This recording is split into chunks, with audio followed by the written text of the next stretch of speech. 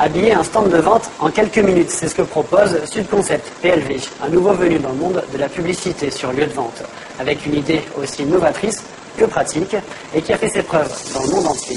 L'entreprise en a acquis l'exclusivité dans l'île. Regardez, vous allez vite comprendre.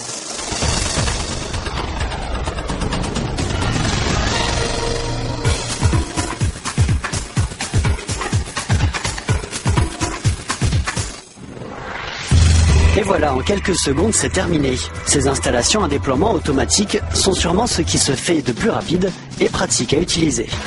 C'est vraiment quelque chose de très très simple qui permet de mettre en place des pôles d'animation, des animations dans les surfaces de vente très rapidement. Voilà. On a un produit qui a un encombrement très faible pour le transport et une surface de communication et un volume qui ont un bon impact sur les endroits où ils sont mis en place. Ce concept, l'entreprise l'a importé tout récemment. Elle le propose à ses clients depuis le début de l'année. Ces structures ont même un petit nom, le Lama. Et pour l'instant, les retours d'utilisateurs sont assez convaincants. Quand il y a une animation ou des stands type salon, quand ils arrivent, ils ont juste leur lama et leur PLV sous le bras. Et pendant que les autres travaillent avec les tournevis, etc., ils arrivent, ils déplient tout en 10 minutes, un quart d'heure en fonction de la taille du stand. Et voilà, ils repartent en regardant les autres qui sont en train de travailler. Les lamas, l'invention d'une entreprise internationale qui fait des adeptes partout dans le monde. En étant licencié de ce groupe, Sud Concept PLV fait maintenant partie d'un réseau qui s'étend sur 180 pays. Marines, ça fait plus de 15 ans qu'ils existent, donc ils ont une base de données de 15 ans.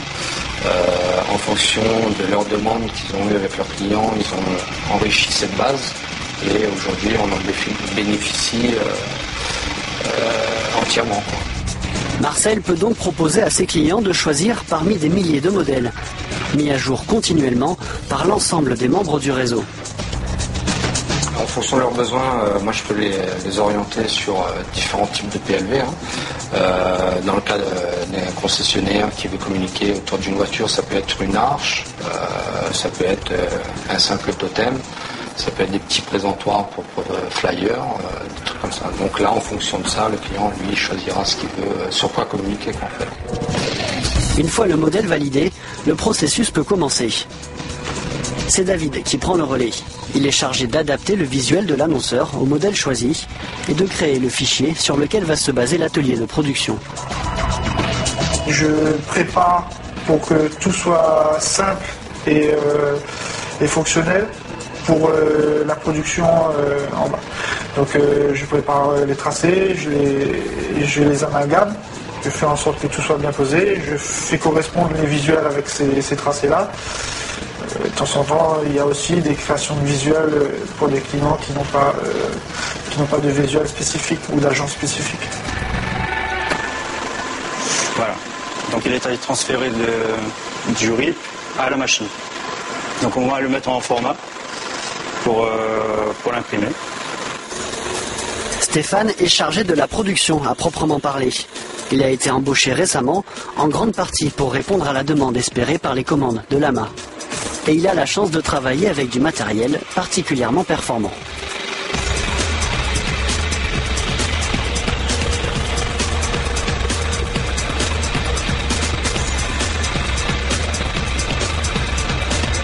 Ça permet d'imprimer sur tout type de support à partir du moment où la surface est plane. On peut imprimer sur des portes, sur du plexi, sur n'importe quoi. Vous rentrez la porte là-dedans. Voilà, à partir d'une certaine hauteur, à partir de 7 cm, on peut imprimer, comme je disais, des portes. La prochaine étape, après l'impression, c'est la phase de découpe. Donc on va la placer sur la machine de découpe, la Kongsberg. On a besoin d'un pliage, on fait du rainage. On peut fraiser, mais pour ça il faut mettre un tapis avec une épaisseur plus haute.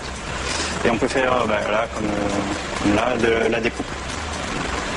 À partir du moment où on donne un fichier de découpe, une forme de découpe, la machine elle reproduit exactement identique au millimètre près. Donc là, les deux petits points que j'ai pré-placés, c'est pour placer le pointeur.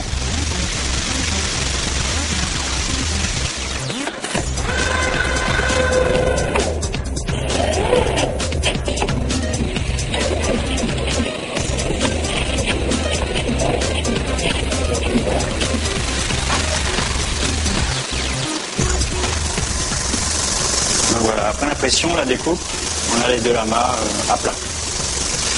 Il suffit juste de les monter. Le système est plutôt simple là encore. Quelques élastiques bien placés et la structure sera prête à être déployée. L'idée est brevetée et l'entreprise en a obtenu l'exclusivité dans l'île. Quand on a démarré l'activité PLV, on cherchait des solutions originales et qui nous permettent de nous différencier de nos concurrents et puis de proposer des choses nouvelles à nos clients. Et on s'est rapproché du groupe Marins qui nous a ouvert les portes, je dirais, assez rapidement et qui étaient eux aussi motivés à l'idée d'avoir un représentant dans la zone océan Indien. Parce qu'il faut savoir qu'on travaille ici et aussi à Madagascar où on a une unité qui permet de fabriquer les produits Marins. Bien qu'elle soit équipée pour réaliser tout type de commandes classiques de publicité sur lieu de vente, l'entreprise compte bien s'appuyer le plus possible sur son système particulièrement prometteur.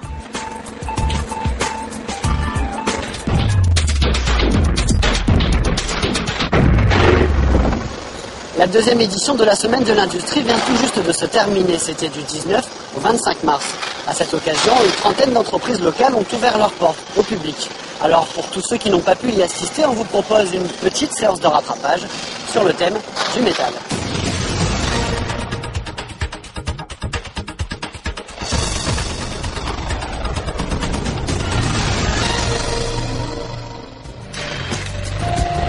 Ils sont captivés par leur travail, attentifs aux moindres détails. Ces élèves du centre de formation des apprentis sont sans conteste passionnés par leur futur métier. Un futur métier tourné vers la métallerie. On va commencer un découpage. On va faire un arc électrique et brocher sur l'élément de fer. Et peut-être cette machine, parce que qu'elle est précise. Il y a des présidents, je vais manipuler. À l'occasion de cette semaine de l'industrie, chaque élève y met du sien. Il faut informer les futurs lycéens de toutes les possibilités qui s'offrent à eux. Quelqu'un qui veut rentrer au CFA, donc à partir de la troisième, ou à l'heure actuelle, on rencontre beaucoup de jeunes aussi qui se réorientent. Il y a beaucoup qui ont déjà passé un bac général, du style ES, qui ont même commencé un BTS, et qui trouvent que c'est trop général et c'est pas assez concret. Donc ils reviennent au CFA et ils recommencent, on va dire, au point zéro. Donc ils ont deux possibilités. Ils commencent à l'entrée d'ici, ils peuvent commencer soit par un CAP, soit par un bac pro. Donc le CAP, ça dure 2 ans, et le bac pro, ça va durer 3 ans. Dans ce centre de formation des apprentis, les élèves ont la possibilité d'avoir une expérience professionnelle grâce à l'apprentissage. Durant leur cursus scolaire, ils iront travailler 2 semaines par mois en entreprise, ce qui facilitera leur insertion professionnelle. L'apprentissage, c'est la meilleure solution par rapport, on peut s'intégrer dans des entreprises plus facilement, on a notre diplôme et puis on peut acquérir l'expérience plus vite par rapport à l'entreprise, à ses demandes et pour s'intégrer dans le métier, quoi. Et donc l'apprentissage pour moi c'était la meilleure solution car aujourd'hui il suffit d'être apprenti. Le CFA Métallerie connaît 60% d'insertion professionnelle. Gildas pourra très facilement travailler par la suite dans une filière de la métallurgie. Une entreprise comme celle-là, par exemple.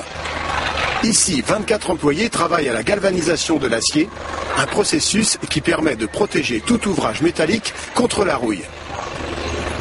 Giovanni est un des ouvriers polyvalents de l'entreprise. Un métier qu'il a appris à maîtriser année après année et qu'il apprécie malgré certains côtés difficiles. C'est un métier physique et aussi moral. Ce métier, c'est un truc qu'il faut aimer, quoi. Voilà. Justement, qu'est-ce qui vous plaît Donc tout. Hein.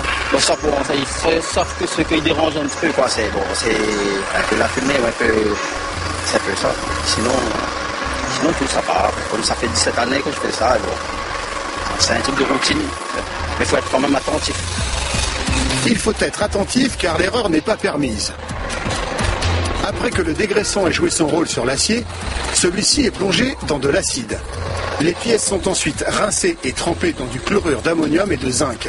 Cette étape, appelée fluxage, permettra par la suite la fusion de l'acier et du zinc. Les pièces sèches peuvent ensuite, tout doucement, descendre dans un bain de zinc en fusion à 450 degrés.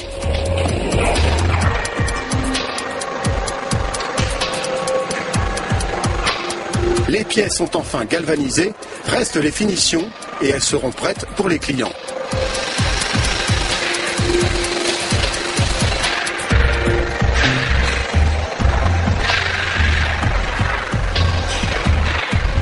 Cette semaine de l'industrie, c'est l'occasion pour cette entreprise de faire connaître son activité.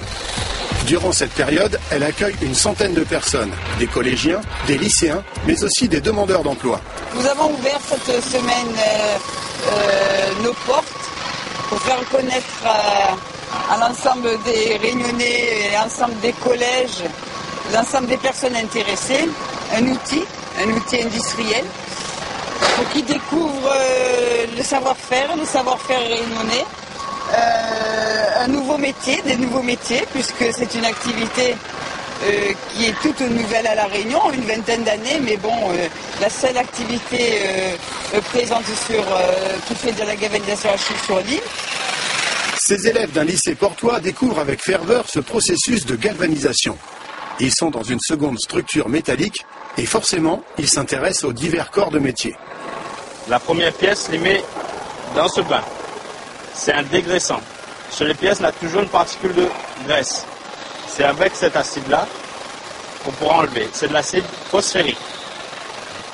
J'aime bien travailler sur le fer, meuler, souder, tout ça. Il y a plein de machines, on apprend des choses sur le métier, on découvre plein de choses. C'est très manuel. Les traçages, il y a beaucoup de choses, plein de petits détails.